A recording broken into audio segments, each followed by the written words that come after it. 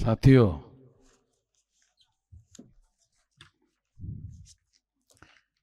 भारत मुक्ति मोर्चा,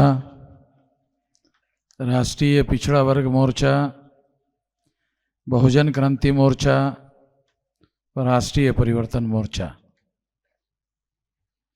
इन तमाम संगठनों के द्वारा 9 अप्रैल 2025 को जो जेल भरो आंदोलन होने जा रहा है, उसके तैयारी के अंतर्गत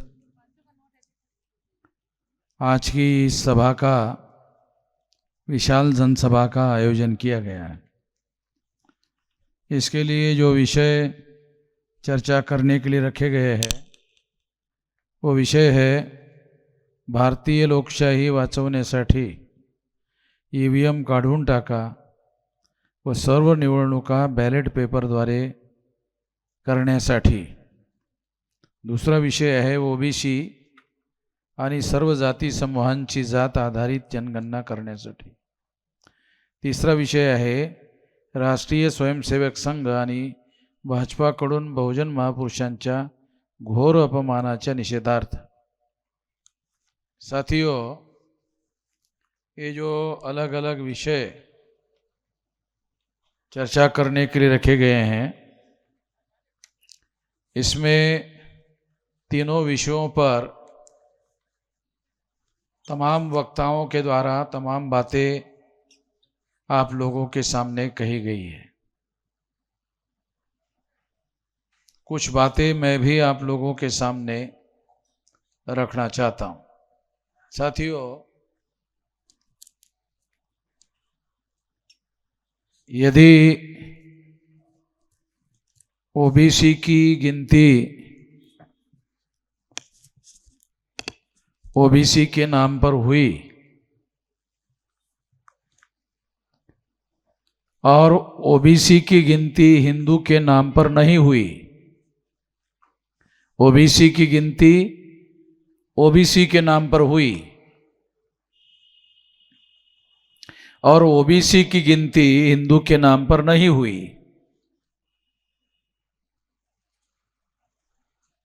जैसे अभी सारे देश भर में ये मुद्दा राष्ट्रीय एजेंडा पर आया हुआ है कि ओबीसी की गिनती होनी चाहिए। वर्तमान केंद्र सरकार का जो मुखिया है वो एक ओबीसी का ही व्यक्ति देश का प्रधानमंत्री है, मगर देश का मुखिया प्रधानमंत्री ओबीसी का होने के बावजूद भी ओबीसी की गिनती नहीं हो रही है। ये बहुत महत्वपूर्ण विषय है, बहुत महत्वपूर्ण मुद्दा है।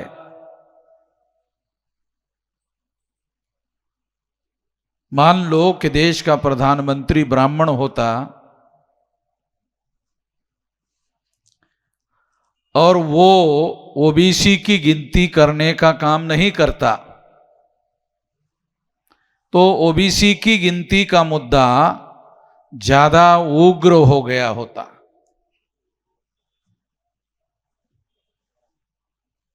ओबीसी का ही आदमी देश का प्रधानमंत्री है, क्योंकि आरएसएस के लोगों ने, विश्व हिंदू परिषद के लोगों ने, भाजपा के लोगों ने ओबीसी के अंदर जाकर जब तक उन्होंने प्रति प्रबोधन नहीं किया होगा तब तक केंद्र की सत्ता में भाजपा के लोग कैसे जा सकते हैं। हम लोग तो प्रबोधन कर रहे हैं, प्रबोधन का मतलब है जागरण कर रहे हैं। भाजपा के लोग, आरएसएस के लोग, विश्व हिंदू परिषद के लोग प्रति प्रबोधन करते हैं। हम तो प्रबोधन करते हैं, वो लोग प्रति प्रबोधन करते हैं। प्रति प्रबोधन क्या है ये जानना जरूरी है। प्रति प्रबोधन क्या है? वो लोगों को कहते होंगे कि नरेंद्र मोदी को हमने देश का प्रधानमंत्री बनाया, आप ओबीसी की जाति आधारित गिनती कराना चाहते हैं। अंदर ही अंदर ओबीसी के अंदर ब्राह्मण लोग जाके चर्चा करते होंगे। ये सारी चीजें आइसोलेशन में हो रही है और मीडिया में कहीं पर भी नहीं आ रही है। अनुमान जरूर किया जा सकता है। जिन लोगों को राजनीति की थोड़ी बहुत समझदारी है, वो लोग अनुमान के सिद्धांत को समझते हैं, जानते हैं। तो मैं अनुमान के आधार पर यह बता रहा हूं कि आरएसएस के लोग, भाजपा के लोग, विश्व हिंदू परिषद के लोग ओबीसी के अंदर ये चर्चा करते होंगे कि आप लोग ओबीसी की जाति आधारित गिनती करवाना चाहते हैं। किस लिए करवाना चाहते हैं? आप करवाना चाहते हो ओबीसी की जाति आधारित गिनती, किस लिए करवाना चाहते हैं? अब ओबीसी के लोगों को सवाल पूछ रहे हैं, वो ओबीसी कोई बात समझ में तो आती नहीं है, तो इसलिए यही लोग उनको कहते होंगे, चलो हम ही आपको जवाब दे देते हैं। कहते हैं कि प्रधानमंत्री शायद आप ओबीसी का बनाना चाहते हैं, ओबीसी का आप प्रधानमंत्री बनाना चाहते हैं। तो गिनती किए बगैर ही हमने बना दिया। आप ओबीसी का प्रधानमंत्री बनाना चाहते हैं। बहुत खास बात समझा रहा हूं, क्योंकि ओबीसी के अंदर चर्चा हो रही है और वो कहीं मीडिया में नहीं आ रही है। मीडिया में आ रही है तो हम लोगों को भी मालूम हो जाता कि क्या चर्चा हो रही है। वो चर्चा मीडिया में नहीं आ रही है, सार्वजनिक में नहीं आ रही है, पब्लिक में नहीं आ रही है, इसलिए पता नहीं चल रहा है। इसलिए मैं अनुमान के सिद्धांत का उपयोग कर रहा हूं कि ब्राह्मण लोग ओबीसी के अंदर जाते होंगे, चर्चा करते होंगे कि आप लोग चाहते हैं कि ओबीसी की जाति आधारित गिनती हो। किस लिए चाहते हो? आप ये गिनती किस लिए चाहते हो? तो उसका भी जवाब ओबीसी की तरफ से मिलता नहीं होगा। तो यही कहते होंगे, शायद आप लोग ओबीसी का प्रधानमंत्री बनाना चाहते हैं। ओबीसी का प्रधानमंत्री बनाने के लिए आप ओबीसी की जाति आधारित गिनती करना चाहते हैं। हम तो गिनती किए बगैर ही ओबीसी को प्रधानमंत्री बना दिया। गिनती किए बगैर ही ओबीसी के आदमी को प्रधानमंत्री बना दिया, तो गिनती करने की क्या जरूरत है? गिनती किए बगैर ही हमने ओबीसी के आदमी को प्रधानमंत्री बना दिया, तो गिनती करने की क्या जरूरत है?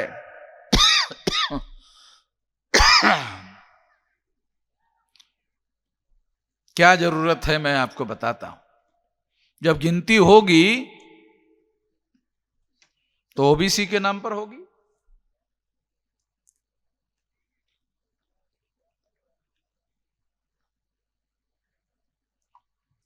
जब गिनती होगी ओबीसी के नाम पर होगी। अगर ओबीसी की गिनती नहीं होती है, होगी तो ओबीसी के नाम पर होगी, और अगर नहीं होती है तो सारा ओबीसी हिंदू है। सारा ओबीसी हिंदू है। जब तक सारा ओबीसी हिंदू है तब तक बीजेपी की केंद्र में सरकार आ सकती है। फिटनेस साहब, बहुत गहरी बात बता रहा हूं। ओबीसी की जाति आधारित गिनती क्यों नहीं हो रही है? गिनती होती तो सरकारी रिकॉर्ड में ओबीसी का टाइटल आ जाता, संख्या का टाइटल आता, और ओबीसी के टाइटल के नीचे संख्या आती, और सरकारी डॉक्यूमेंट में ओबीसी के नीचे संख्या का आंकड़ा आता। अगर ओबीसी की जाति आधारित गिनती नहीं होती है तो आज क्या माना जाता है? ओबीसी यानी हिंदू, ओबीसी यानी हिंदू।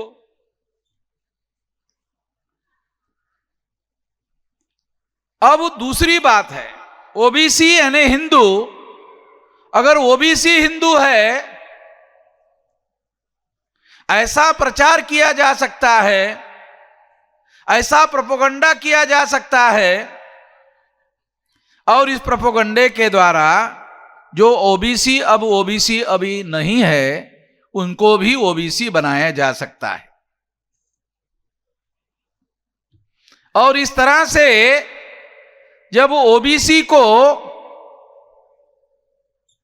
हिंदू के नाम पर वोट बैंक बनाकर उसका इस्तेमाल किया जा सकता है, उसी के आधार पर केंद्र में भारतीय जनता पार्टी की सरकार है। अगर ओबीसी की जातीय आधारित गिनती होती है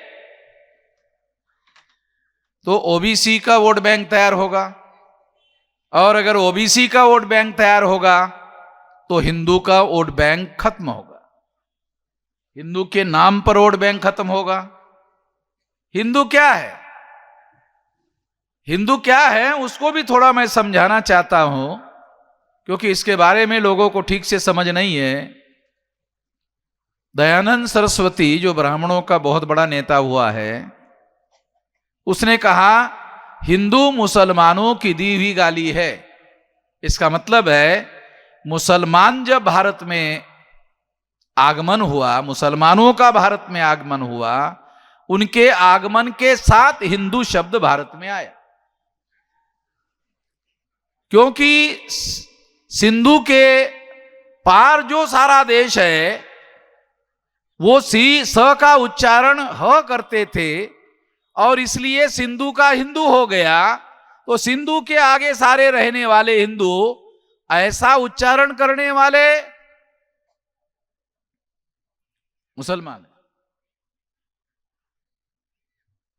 तो मैंने कई ब्राह्मणों को पूछा कि तुम्हारे धर्म का नामकरण, जैसे तुम हिंदुओं के घरों में बच्चा पैदा होने के बाद नामकरण करने के लिए बुलाए जाते हैं और ब्राह्मणों के हाथों से हिंदुओं के घरों के बच्चों का नामकरण किया जाता है, वैसे तुम्हारे धर्म का नामकरण एक मुसलमान के द्वारा किया गया। समझ आए चटनी जी? ये जो हिंदू नाम है, ब्राह्मणों को शर्म और लज्जा आनी चाहिए कि वो अपने धर्म का नाम तक निर्धारित नहीं कर पाए। ये बात जब मैंने उठाई कि तुम जिसे हिंदू धर्म कहते हो ये तो एक मुसलमानों का दिया हुआ नाम है,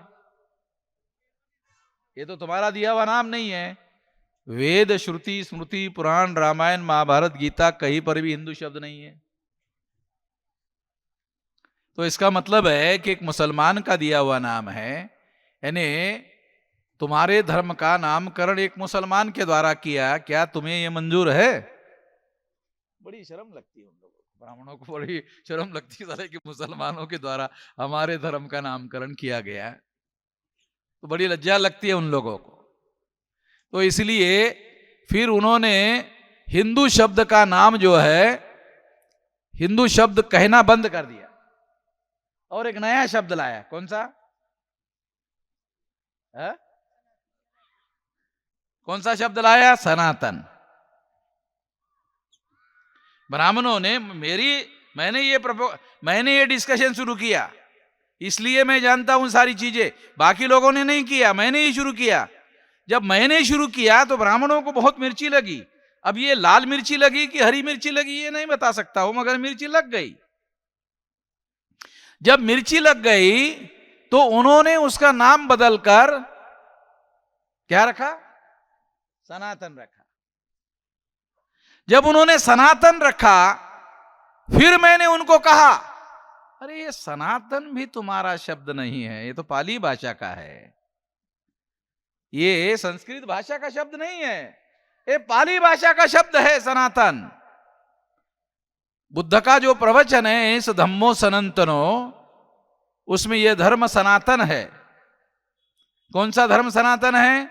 इस पृथ्वी पर इंसान जब से पैदा हुआ तब से सारे इंसान बराबर है, ये धर्म सनातन है। समझ रहे? सनातन, सनातनचा अर्थ प्रारंभापासून, शुरू से शुरू, जब इंसान पैदा हुआ तब से सारे इंसान बराबर है। तो बराबरी को मानने वाला शब्द है सनातन। तो ये निश्चित रूप से ब्राह्मण धर्म से रिलेटेड नहीं है। मैंने ब्राह्मणों के सामने ये सवाल खड़ा किया कि सनातन भी तुम्हारा नहीं है, ये तो बुद्ध के प्रवचन से आया हुआ है, एस धम्मो सनातनों से आया हुआ है। तो उसका वो कोई जवाब आज तक नहीं दे पाए, उनके पास उसका कोई जवाब नहीं है। उसका जवाब हमारे पास है कि तुम हिंदू भी नहीं हो, तुम सनातनी भी नहीं हो, तुम्हारे धर्म का नाम ब्राह्मण धर्म है। अगर ब्राह्मणों को शर्म लगती है अपने धर्म के नाम का प्रचार प्रसार करने में, तो हम बगैर पैसे के इसका प्रचार करने के लिए तैयार है। हम ब्राह्मण धर्म के प्रचारक बनने के लिए तैयार है। हम इसके लिए कोई पैसा नहीं लेंगे, हम बगैर पैसे से प्रचार करेंगे, प्रचारक करेंगे, प्रचार करेंगे कि तुम्हारे धर्म का नाम ब्राह्मण धर्म है। तो ब्राह्मण सोचते होंगे साला ब्राह्मण धर्म करने से, ये तो हमने ही बताया हुआ ना, ब्राह्मण धर्म तो कोई नई बात तो है नहीं जो वामन मेश्राम बोल रहा है, तो ब्राह्मण धर्म तो हमारा ही बताया हुआ है। हमारे धर्म का नाम ब्राह्मण धर्म है। मगर जब से एडल्ट फ्रेंचाइज आई, प्रौढ़ मताधिकार आया, हर 21 साल के व्यक्ति को वोट का अधिकार मिला, जब ब्राह्मण धर्म प्रधान था और कोई भी धर्म प्रधान नहीं था, तब ब्राह्मण सबके सर पर बैठा हुआ था, सबसे ऊंचा था और सबसे ऊपर अपना वर्चस्व स्थापित करता था। मगर जैसे अंग्रेज आए, एडल्ट फ्रेंचाइज आने की चर्चा शुरू हुई, तो ब्राह्मणों को लगा एडल्ट फ्रेंचाइज के आधार पर हर 21 साल के व्यक्ति को वोट का अधिकार होगा। तो केवल ब्राह्मण को नहीं होगा, हर व्यक्ति को वोट का अधिकार होगा, और हर 21 साल के व्यक्ति को वोट का अधिकार होगा। 26 जनवरी 1950 को जब संविधान लागू हुआ, तो हर 21 साल के व्यक्ति को वोट का अधिकार लागू हुआ। बाद में इसे 18 साल का कर दिया गया। तो आज हमारे देश में हर 18 साल के व्यक्ति को वोट का अधिकार है।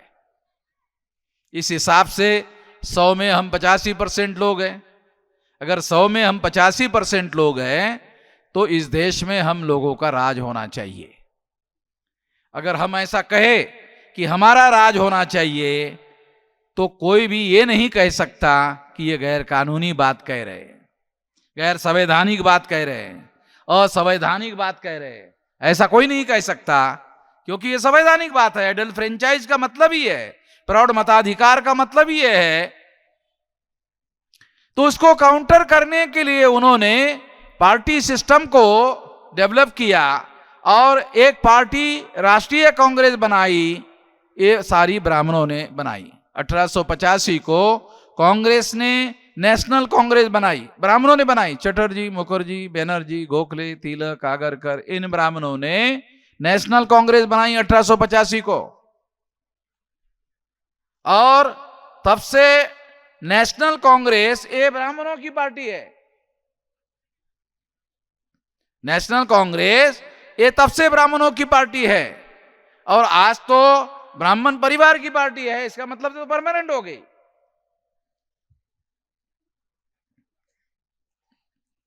अभी दूसरी तरफ बात ले लो, दूसरी नेशनल लेवल की पार्टी है भारतीय जनता पार्टी। बनाया किसने? आरएसएस ने बनाया। आरएसएस किसने बनाया? हेगड़ेवार ने बनाया, ये ब्राह्मण था। गोडवलकर ने बनाया, ये ब्राह्मण था। ये ब्राह्मणों का बनाया हुआ संगठन है। ये पहले जनसंघ बनाया राजनीतिक दल के तौर पर। जनसंघ का नाम पंडित अटल बिहारी वाजपेयी ने बदलकर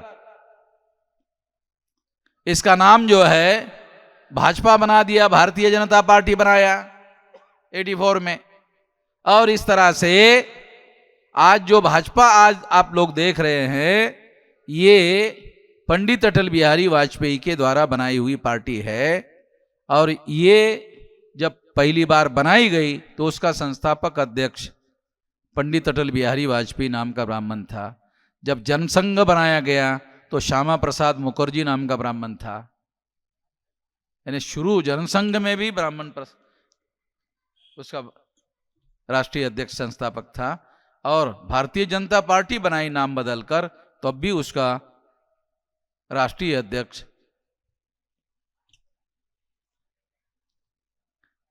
तो इस तरह से दोनों पार्टियां, जो 3.5% ब्राह्मणों की संख्या है, उन लोगों की पार्टियां है, और उन पार्टियों के द्वारा ये सिस्टम इस देश में बनाया गया। ये सिस्टम इस तरह से बनाया गया कि कांग्रेस जाती है तो बीजेपी आती है, बीजेपी जाती है तो कांग्रेस आती है। हम बहुसंख्याक लोग हैं, हम लोगों को वोट के लाइन में लगाकर खड़ा कर दिया गया, और हम लोग भी वोट के लाइन में लगकर खड़ा होकर वोट देते हैं। जब वोट के लाइन में खड़े होकर ही काशीराम जी ने उत्तर प्रदेश में बहुमत हासिल कर लिया और अपनी सरकार बना ली, मायावती को मुख्यमंत्री बनाया और 4-4 बार मुख्यमंत्री बनाया, तब ब्राह्मणों को लगा कि जो वोट पैटर्न है, ये जो वोट सिस्टम है, वोट के द्वारा सरकार बनाने का तरीका है, ये ब्राह्मणों के अनुकूल नहीं, ये ब्राह्मणों के लिए खतरा पैदा करने वाला है। ये बहुजन समाज पार्टी और काशीराम जी ने जो रणनीति बनाई, उस रणनीति को अंजाम तक पहुंचाने का काम उस समय भी वामसेप के लोगों ने किया, और आज भी भारत में थोड़ी बहुत जो बदलाव की प्रक्रिया चल रही है, उसमें भी वामसेप एक महत्वपूर्ण रोल प्ले कर रही है। तो ये जो मौलिक बात मैं आप लोगों को बता रहा हूं, ये जो बदलाव देश में चल रहा है, ये बदलाव बहुत मौलिक स्वरूप का है। हम लोग आपको तमाम सिद्धांत है हमारे पास में। एक सिद्धांत है अल्पमत और बहुमत का, कि 3.5% ब्राह्मण हैं और हम सब लोग बहुसंख्याक लोग, बहुजन लोग हैं। एक मौलिक सिद्धांत है जिसे हम लोग सिद्धांत के आधार पर, कानून के आधार पर प्रचार और प्रसार में ला सकते हैं। दूसरी बात, दूसरा सिद्धांत है, डीएनए के अनुसार ब्राह्मण इस देश के मूल निवासी नहीं है, विदेशी है। विदेशियों की ही कांग्रेस है और विदेशियों की ही भाजपा है। एक सिद्धांत समाज के आधार पर है, वर्ण व्यवस्था के आधार पर है, जो अल्पसंख्याक और बहुसंख्याक के आधार पर विभाजित किया जा सकता है। उस माध्यम से भी हम लोग अपनी सरकार बना सकते हैं। और दूसरा है कि डीएनए के अनुसार ब्राह्मण इस देश के मूल निवासी नहीं है, विदेशी लोग हैं। आप लोग हम लोगों को विदेशी नहीं कह सकते, ऐसा ब्राह्मण कह सकते हैं। तो ब्राह्मणों को कहा जा सकता है, जब अंग्रेजों को आप लोग विदेशी कहकर भगा दिया, तो यह सिद्धांत सिद्ध हो गया कि विदेशियों को किसी और के देश पर राज करने का अधिकार नहीं है। यह आपने सिद्ध कर दिया, और यह सिद्धांत अंग्रेजों ने स्वीकार कर लिया, सारे दुनिया में स्वीकार कर लिया। तो जब यह सिद्धांत स्वीकार्य सिद्धांत है, तो निश्चित रूप से ये स्वीकार्य सिद्धांत तुम्हारे ऊपर भी लागू किया जा सकता है, क्योंकि ये स्वीकार्य सिद्धांत है, स्वीकार किया हुआ सिद्धांत है। इसलिए साथियों, ये दूसरा भी सिद्धांत है जिसके आधार पर हम लोग इस देश में विशाल संगठन का निर्माण कर सकते हैं। मगर तय है कि हमारे पास विशाल संगठन निर्माण करने के अलावा कोई विकल्प नहीं है। हमारे पास, हमारे समर्थन में ईवीएम नहीं है। ईवीएम का वो लोग उपयोग कर रहे हैं। हमारे समाज में बहुसंख्याक लोग हम हैं, समाज में ब्राह्मण अल्पसंख्याक है, समाज में हम बहुसंख्याक है। दो सिद्धांतों के आधार पर उसको संगठित कर सकते हैं, ये भी मैंने आपको बताया। तो इसके आधार पर हमारे पास केवल एकमात्र विकल्प है और कोई विकल्प नहीं, क्योंकि ईवीएम विकल्प नहीं है हमारे लिए।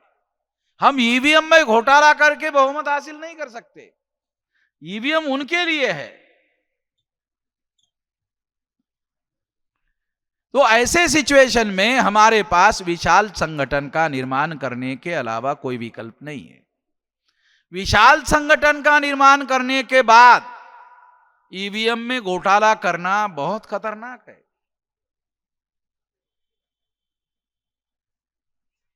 ये देशद्रोही का आरोप होने तक का खतरा है, सामान्य बात नहीं है। ऐसा करने से करने वाले लोगों पर देशद्रोह का खतरा मंडराएगा। और अगर आपके पास विशाल संगठन है तो इक्वल लेवल पर आप जंगे मैदान में उतर सकते हैं, क्योंकि जंग होगी। फिर अगर आपके पास विशाल संगठन है तो बहुसंख्यक लोगों का समर्थन बहुत बड़े पैमाने पर मैदान में उतारा जा सकता है। 9 अगस्त 1942 को गांधी जी ने अंग्रेजों के विरोध में क्विट इंडिया मूवमेंट चलाई और 3 करोड़ लोगों को रास्ते पर उतारा। अगर हम लोग एससी, एसटी, ओबीसी और माइनॉरिटी के लोगों का जो संगठन हम बना रहे हैं और इसके द्वारा विशाल संगठन का निर्माण कर सकते हैं, आज आप लोग सुनकर हैरान हो जाओगे। 32 राज्यों में 625 जिलों में संगठन हमने खड़ा किया। 1.5-2 लाख से ज्यादा गांवों तक संगठन खड़ा हो गया। और मैं यकीन के साथ कहता हूं, विश्वास के साथ कहता हूं, 2030 तक 15 लाख बूथों का और बूथ के नीचे सामाजिक समूहों का 2 करोड़ सामाजिक समूहों का विशाल संगठन 2030 तक हम लोग खड़ा कर लेंगे। अगर एक सामाजिक समूह में 10 लोगों को इकट्ठा करते हैं, 2 करोड़ इंटू 10 20 करोड़। अगर 20 लोगों को इकट्ठा करते हैं 40 करोड़। अगर 25 लोगों को इकट्ठा करते हैं तो 50 करोड़ लोगों को हम लोग सड़क पर उतार सकते हैं, मैदान में उतार सकते हैं और मोबिलाइजेशन कर सकते हैं। गांधी जी ने 3 करोड़ लोगों को मैदान में उतारा था, हम 50 करोड़ लोगों को मैदान में उतार सकते हैं। और ये काम 2030 तक कर सकते हैं। अगर ये बात कोई बुढ़ा आदमी मेरी सुन रहा है सभा में तो वो भी मरेगा नहीं, बोलेगा 6-7 साल की बात है, तो उसको भी उम्मीद पर दुनिया कायम बोलते ना। कभी कभी आप लोगों को याद होगा, गांव देहात में बुजुर्ग आदमी जो है डेथ बेड पर पड़ा रहता है और उसका बेटा दिल्ली में सर्विस करता है, इस उम्मीद पर कि वो बेटे को मैं आखिरी बार देखना चाहता हूं, तो वो उसका प्राण अटका रहता है, जाता नहीं, निकलता ही नहीं। और जैसे ही दिल्ली से बेटा आता है और देखता है और वो देखता है, उसका प्राण निकल जाता है। तो उम्मीद पर दुनिया कायम होती है। ये उदाहरण के लिए बता रहा हूं। तो इसीलिए साथियों, हम लोगों ने इतना विशाल संगठन का जाल बनाने का काम शुरू कर दिया है और ज्यादा समय नहीं है। 2030 तक, क्योंकि बामसेफ जो बुनियादी पढ़े लिखे लोगों का संगठन है, एक एक आदमी को समझाकर हमने खड़ा किया, तैयार किया। मगर मासेस का संगठन एक एक आदमी को तैयार करके करने वाला नहीं होता है। मासेस का संगठन जन आंदोलन करके खड़ा किया जाता है। और 9 अप्रैल को हम लोग जेल भरो आंदोलन कर रहे हैं, 1 जुलाई को भारत बंद कर रहे हैं, और ये बात हर 6 महीने के बाद 2030 तक करेंगे। तो लगभग 14 बार कर लेंगे। और 14 बार करने के बाद ये 6 लाख गांव का, 15 लाख बूथ का और 2 करोड़ सामाजिक समूहों का संगठन विशाल खड़ा हो जाएगा। इसके आधार पर हम लोग इस देश में जन आंदोलन का निर्माण कर सकते हैं। ईवीएम उनके साथ और उनके पास रहने के बाद भी ऐसा विशाल जन आंदोलन निर्माण करना ही ईवीएम का विकल्प है। ईवीएम का विकल्प ईवीएम नहीं है। ईवीएम हम उपयोग में नहीं ला सकते। ईवीएम को काउंटर करने के लिए हमारे पास विशाल जन आंदोलन, विशाल संगठन और विशाल जन आंदोलन निर्माण करना, यही एकमात्र विकल्प है। और ये विकल्प हम लोगों को निर्माण करना होगा, ऐसा मैं मानता हूं। और ऐसा आप लोग जो है करने के लिए लगातार आप लोग प्रयास करोगे, ऐसा मैं यकीन करता हूं, ऐसा मैं विश्वास करता हूं। इसलिए मैं अपनी बात यहीं पर समाप्त करता हूं। आपने मेरी बात ध्यान से सुनी, इसके लिए आभार, धन्यवाद।